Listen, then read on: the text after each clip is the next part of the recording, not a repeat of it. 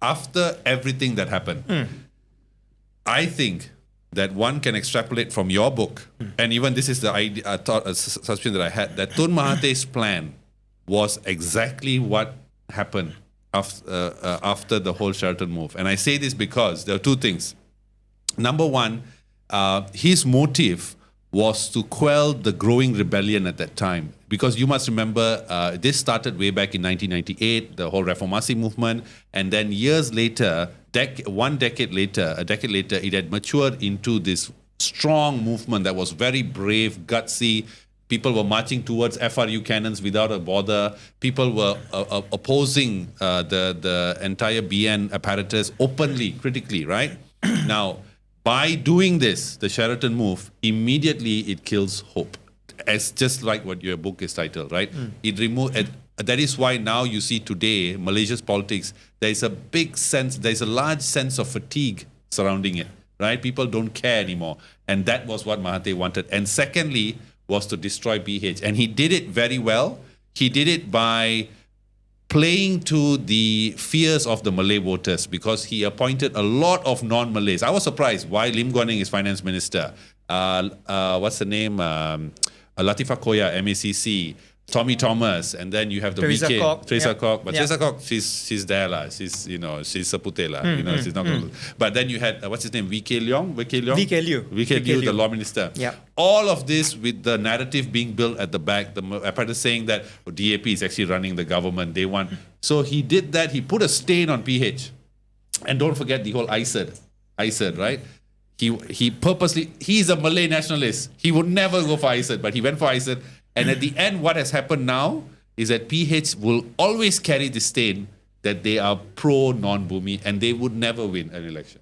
That possibly happen? You see, the thing is, I mean, to some extent, I agree with your assessment.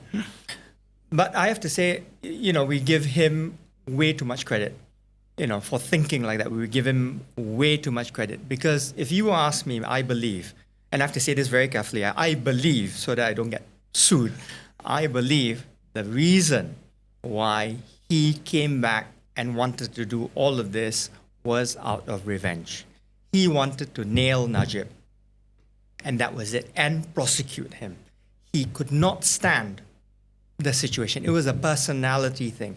Everything else was an afterthought for him. This is why when he came in, there was no proper plan, right? There was no Wawasan 2029, no Wawasan 3030, right? Literally, the idea was to gain power so I can remove Najib from power, as he did with all of Najib's predecessors as well, all of his successors. And his, if you ask me, his approach was very simple, right? I agree with these guys because I need to get into power. Once I get into power, then I need to figure out how to remove these people. That's the fundamental thing. So yeah, if you want to appoint non-Chinese, non-Malays to all of these positions, fine, we will do that. But in the end, let me come up with a plan to see how we can actually remove all these people with one single swipe. And if you ask me, that I believe was his strategy. And you are right. For years, he had been indoctrinating the ground. Right? For years, he had been indoctrinating ground, saying that, these groups are basically not loyal to Malaysia. These groups are basically, you can't trust them and what have you. And in the end, this actually worked against him. And why do I say that? Because once you build this kind of racial, rhetoric, overnight, you can't tell people, oh no, actually this group is now fine. They actually helped build the country, they contributed. So if I'm sitting down in the kampong and I'm thinking, okay, for 22 years you told me that this is the enemy. Now, in less than 6 months, you're telling me best friends, and they're now forming positions in the government. Okay, all right. So this is the situation. I have to accept this. Okay, you veteran politician and what have you. I'm completely confused at this point. I don't know how to explain this to my family, how, this reality is happening.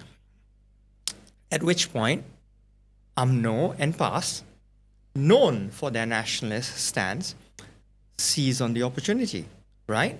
So they look at the government, they look at Mahathir having to make this compromise by having these guys in the government, and they say at that point, legitimately, actually, is this a Malay government? Or is this a non-Malay government? Are these guys, who's controlling the government? Is Mahathir really controlling government? Or are these guys controlling government?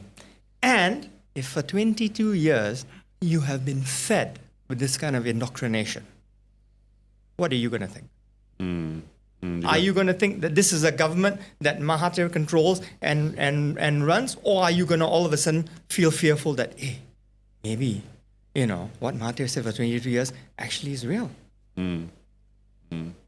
So in the end, his own rhetoric, his own, vitriol, toxic racial polemics bit him in the backside. And yes, and as a result, today we are facing the problems of that. The race relations are at its lowest because of this. And it's very hard for the unity government now to rebuild that. Because for once, you now have the majority of Malays and Chinese supporting a government. You've got that goodwill. But how do you get over the distrust that for those 22 years had been indoctrinated in the people? That is the big challenge. And, and that is a legacy that he has left us. He will be long gone, and we will have to suffer from that legacy, for decades more, until we are able to rebuild the trust between Malays and non-Malays, which is so crucial for Malaysia to develop.